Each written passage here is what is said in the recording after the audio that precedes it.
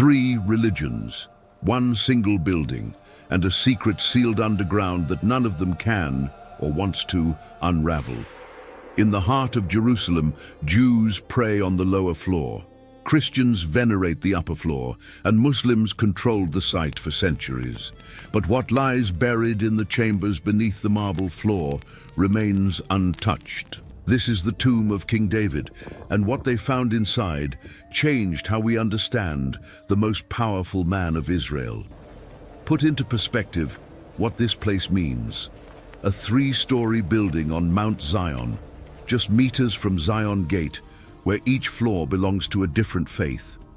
On the ground floor, a stone sarcophagus covered with blue velvet embroidered in gold marks what Jews believe to be the final resting place of the king who united the 12 tribes.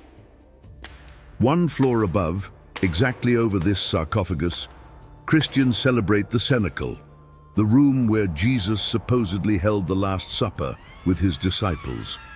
And at the top, a minaret built during Ottoman rule still stands, recalling the centuries when Muslims administered the complex and venerated David as the prophet Dawood. This arrangement is no coincidence.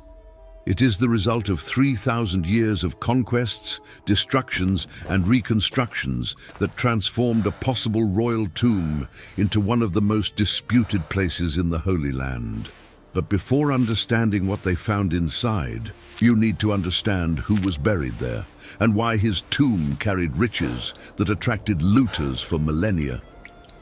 David was not just a king. He was the man who transformed a fragile confederation of tribes into an empire.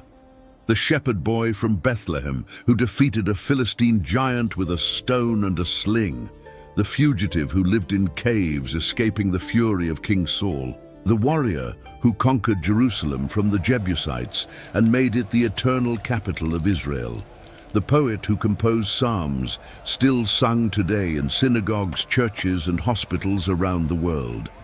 2 Samuel chapter 5 records that David was 30 years old when he assumed the throne and reigned for 40 years, 7.5 years in Hebron over the tribe of Judah, and 33 years in Jerusalem over all Israel. He died at 70 years of age, surrounded by riches that made him the most prosperous monarch the ancient world had ever known. And here begins the mystery. The historian Flavius Josephus, who lived in the 1st century of the Common Era, left disturbing records about what happened after David was buried. According to Josephus, Solomon buried his father with extraordinary magnificence and buried with him an immense quantity of riches, gold, silver, jewels, ceremonial objects, treasures accumulated during decades of military conquests and tributes from vassal kingdoms. Josephus is specific. David left behind greater wealth than any other king, whether of the Hebrews or other nations, including Alexander the Great. This fortune remained untouched for nearly 1,000 years, until greed found an opening. In 134 before Christ, the high priest John Hyrcanus faced a crisis. The Seleucid king Antiochus VII had besieged Jerusalem and demanded tribute to lift the siege. Hyrcanus did not have enough money in the temple coffers, but he knew of an alternative source. At night, in secret, Hyrcanus opened a chamber of David's sepulchre. What he found inside was enough to buy the withdrawal of an entire army. Josephus records that Hyrcanus removed 3,000 talents of silver, the equivalent of approximately 90 tons of the metal. And even so, according to the historian, a much larger quantity remained untouched in the deeper chambers. 3,000 talents. To put it in perspective, 1 talent equaled about 30 kilograms, 90 tons of silver, enough to fill several modern trucks. And this was only a fraction of what was buried with David. News of Hyrcanus's plunder spread, and 100 years later, another man decided to try his luck. Herod the Great, the same one who rebuilt the Temple of Jerusalem on a monumental scale, the same one who would later order the massacre of children in Bethlehem, was known for his insatiable greed. He had spent fortunes on architectural projects throughout his kingdom. Entire cities were erected, palaces, fortresses, the port of Caesarea, and the coffers were emptying. Herod knew that Hyrcanus had found 3,000 talents and left much more behind. He decided to finish the job. Josephus describes the operation with details that sound like a suspense film. Herod organized the invasion at night in absolute secrecy. He brought only his most trusted guards. He did not want the population of Jerusalem to know that the king was desecrating the tomb of Israel's most revered ancestor. In the first incursion, Herod did not find money. Hyrcanus had already taken the silver. But he found gold furniture and precious objects that Hyrcanus had left untouched. He took everything. And then Herod wanted more. Josephus records the exact words. He had a great desire to make a more diligent search and to go deeper, even to the very bodies of David and Solomon. What happened next haunted Herod for the rest of his life. 2 of his most trusted guards were sent into the deeper chambers. According to Josephus, a flame burst forth from within the tomb and killed both instantly. Fire, without explanation, without visible origin. Just 2 charred bodies, where seconds before there had been trained soldiers. Herod was so terrified that he ordered the construction of an expiatory monument at the entrance of the sepulchre, a structure of white stone that cost a fortune. It was his apology to David, or perhaps to God, and he never returned. Herod's own personal historian, Nicholas of Damascus, mentioned the monument in his writings, but deliberately omitted the story of the nocturnal invasion. He knew that recording it would permanently stain his patron's reputation, but Josephus did not have the same discretion.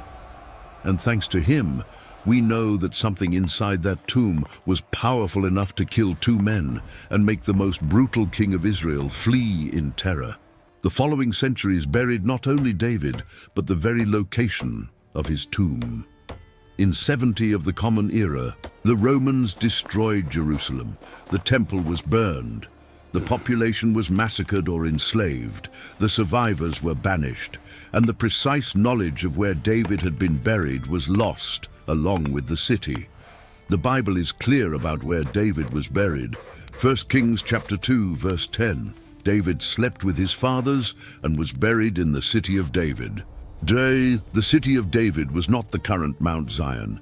It was a narrow hill to the south of the Temple Mount, above the Gihon Spring, the place where David originally conquered the Jebusite fortress 3,000 years ago. But when the Romans razed Jerusalem in the 2nd century, during the Bar Kokhba revolt, Emperor Hadrian rebuilt the city as a Greco-Roman metropolis called Aelia Capitolina. The Jews were banished. The names were changed, and the geographical memory of Jerusalem was deliberately erased. When Christian pilgrims began arriving in the 4th century, seeking the sacred places mentioned in the scriptures, they found an unrecognizable city. The original city of David was covered with rubble and Roman quarries. Mount Zion, a different hill, to the southwest, had become the center of the early Christian community. It was there, on that wrong hill, that the tradition of David's tomb began to crystallize. In the 10th century, the Muslim geographer al-Muqaddasi recorded for the first time that David's tomb was located on Mount Zion. Scholars believe this tradition was originally Christian, associated with the Church of Hagia Sion, the Holy Zion, which had existed at the site since the Byzantine period. But it was in the 12th century that the story took dramatic contours.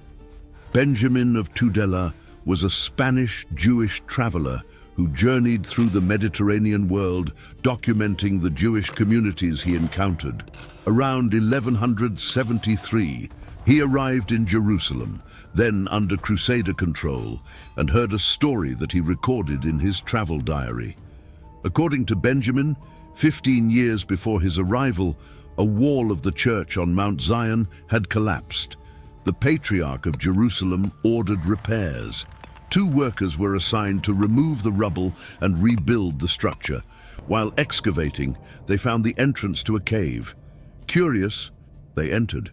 What they saw inside made them believe they had discovered the tombs of the ancient kings of Israel. Benjamin describes a splendid underground palace with a golden crown, a scepter, and other objects worthy of royalty. The workers concluded they were before the tomb of David and Solomon. But when they tried to advance deeper, something happened. Benjamin records that a violent wind burst from the darkness and hurled them out of the cave. They fell to the ground as if dead and remained so until nightfall. When they regained consciousness, they refused to return. The patriarch, disturbed by the story, ordered the entrance to be sealed, and it remained sealed for centuries. The similarity to Josephus's account of Herod's guards is striking. Fire in one case, wind in another, but both preventing intruders from reaching the deeper chambers, both leaving the invaders as if dead or literally dead. Historical coincidence or supernatural pattern, the message was clear. The tomb should not be opened.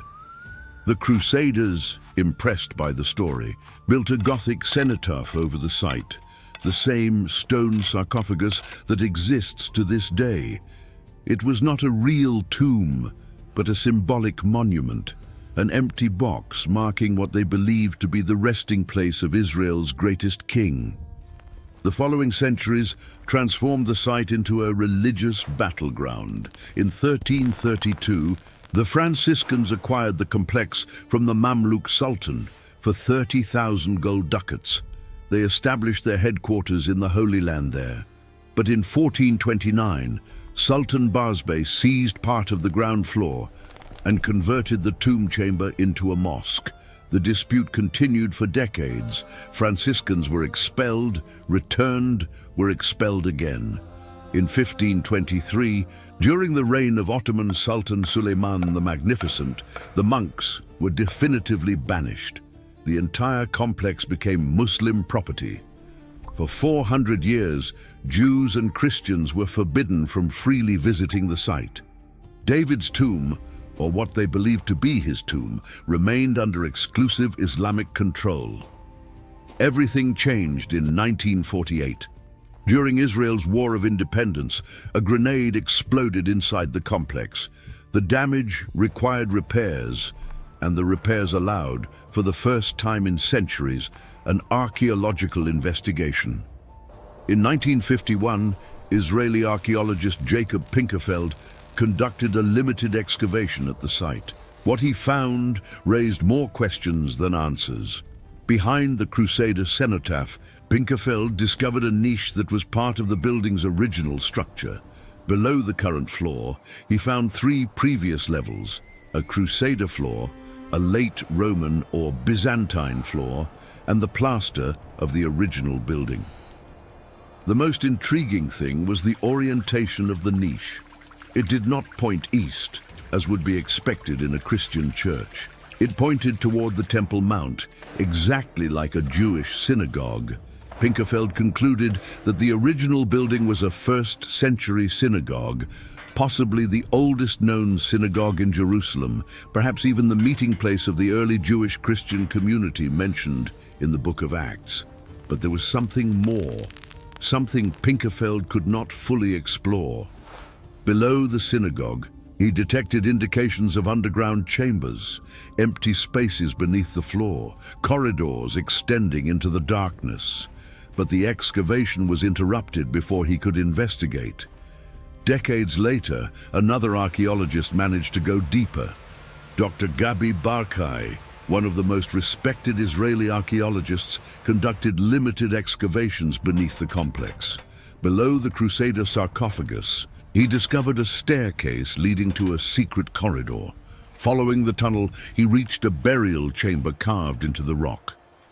Based on pottery fragments found at the site, Barkai dated the chamber to the First Temple period, the same era when David and his descendants reigned in Jerusalem. Barkai accepts that the Bible places David's tomb in the city of David, not on Mount Zion. But he proposes an alternative theory. If these chambers truly date from the monarchic period, they may be associated with the later kings of the Davidic lineage, those who reigned after Jerusalem expanded to include Mount Zion. King Manasseh, for example, was the first king to be buried in the Garden of Uzzah, a location different from the tombs of David and Solomon. It is possible that this Garden of Uzzah was located on Mount Zion, and that the chambers discovered by Barkai are part of this second royal cemetery. But no one can confirm, because no one can excavate properly. The conflict between Jews and Muslims over the Temple Mount extends to Mount Zion. Any attempt at serious archaeological excavation runs into religious and political objections from multiple sides. In 1981, a rabbi named Yehuda Getz was supervising excavations in the tunnels beneath the Western Wall when he found a blocked corridor that seemed to lead directly beneath the Temple Mount. Getz believed that the Ark of the Covenant, or perhaps David's tomb, was there. Muslim authorities discovered the excavation. Within hours, the tunnel was filled with concrete. Any future investigation was permanently blocked. The pattern repeats throughout Mount Zion.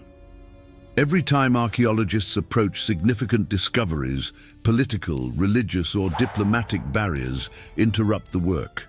Meanwhile, the true City of David, the narrow hill south of the Temple Mount, continues to be excavated. In 1913, long before Pinkerfeld's discovery on Mount Zion, a French Jewish archaeologist named Raymond Weil conducted excavations in the City of David. He followed the biblical clues precisely. The book of Nehemiah, chapter 3, mentions that during the reconstruction of Jerusalem's walls after the Babylonian exile, workers made repairs to a point opposite the tombs of David. Nehemiah provides coordinates. The tombs were located near the Pool of Siloam on the eastern slope of the City of David. Weil excavated exactly at this location, and he found something extraordinary. 9 structures carved into the rock that he identified as royal tombs. The most impressive, which he called T1, was an artificial tunnel nearly 16 meters long, over 2.5 meters wide, and more than 4 meters high at the entrance. On the back wall, there was a carefully sculpted depression, the exact size of a body or sarcophagus. Weil was convinced he had found David's tomb, but there was a problem. The Romans had used the area as a quarry in the 2nd century, extracting stones to rebuild Jerusalem as Aelia Capitolina. Much of the original structures was destroyed. Entire walls had been torn away. Entrances had been widened until they became unrecognizable. If any treasure or body remained in the chambers, it was removed nearly 2,000 years ago. Or was it? We'll notice something strange about Hezekiah's tunnel, the famous water channel that King Hezekiah built in the 8th century before Christ to bring water from the Gihon spring inside the city walls. The tunnel makes an enormous and unnecessary curve at a certain point, as if the ancient engineers were deliberately avoiding something. That something is located exactly in the area where Weil found the royal tombs. It is possible that Hezekiah ordered the tunnel to go around his Davidic ancestors' sepulchres, avoiding profaning the tombs with the passage of water. If this is true, it means the location of the tombs was known and revered 700 years after David's death. And it means there may still be undiscovered chambers beneath the City of David, but the complete excavation never happened. In 1960, British archaeologist Kathleen Kenyon re-examined Weil's discoveries. At the time, the City of David was under Jordanian control, and Kenyon worked under the authority of the Jordan Department of Antiquities. Kenyon rejected Weil's conclusions. She argued that the structures were not tombs, but cisterns or cellars from the Second Temple period. Her interpretation was widely accepted, and for decades, tourists stopped visiting the site that Weil had identified as David's tomb.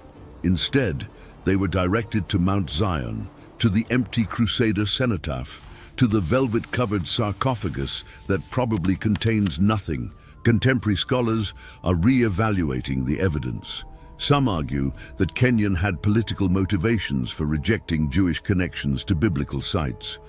Others note that she herself admitted that the structures found by Weil were certainly unusual and did not resemble any known cistern. The Israel Antiquities Authority currently maintains plaques in the city of David, identifying the site as Tombs of the House of David. The academic debate continues, but the consensus is shifting. And while archaeologists discuss, pilgrims continue arriving at Mount Zion. Every day, Orthodox Jews gather before the sarcophagus covered with blue velvet. Men on one side, women on the other, separated by a partition, as in a synagogue. They touch the cold stone, they recite psalms, they cry, they pray. One floor above, groups of Christian tourists enter the cenacle, the room with Gothic arches that the Crusaders identified as the site of the Last Supper. They photograph the columns. They listen to guides explaining the connection to Pentecost. Some kneel in silent prayer. And on the rooftop, the Ottoman minaret still stands, a reminder that for 400 years, Muslims were the guardians of this place. 3 religions, 3 floors, and a secret that none of them has been able to unravel. What is really buried beneath Mount Zion? David's body, the treasures that Herod could not reach, the chambers that Benjamin of Tudela described, or just layers of stone and darkness, guarding nothing but unanswered questions. Modern technology could solve the mystery. Ground-penetrating radar, laser scanning, systematic excavation. We have the tools, we have the knowledge. What we don't have is permission, because opening that tomb would mean choosing one narrative over the others. It would mean validating or invalidating traditions that millions consider sacred. It would mean facing the possibility that 3,000 years of veneration happened in the wrong place. And perhaps, deep down, none of the 3 religions wants to take that risk. The stone sarcophagus on Mount Zion has already been covered with velvet by Jews, transformed into an altar by Christians, decorated with verses from the Quran by Muslims. Each civilization tried to claim it. None managed to open it completely. But perhaps that is the point. David wrote, "Even though I walk through the valley of the shadow of death, I will fear no evil." He knew death. He faced it dozens of times before finally succumbing to it. The tomb is there, sealed, guarded, disputed. But the psalms that David wrote are recited today in hospitals, funerals, and wars. 3,000 years later, the stone guards bones. The words remain alive.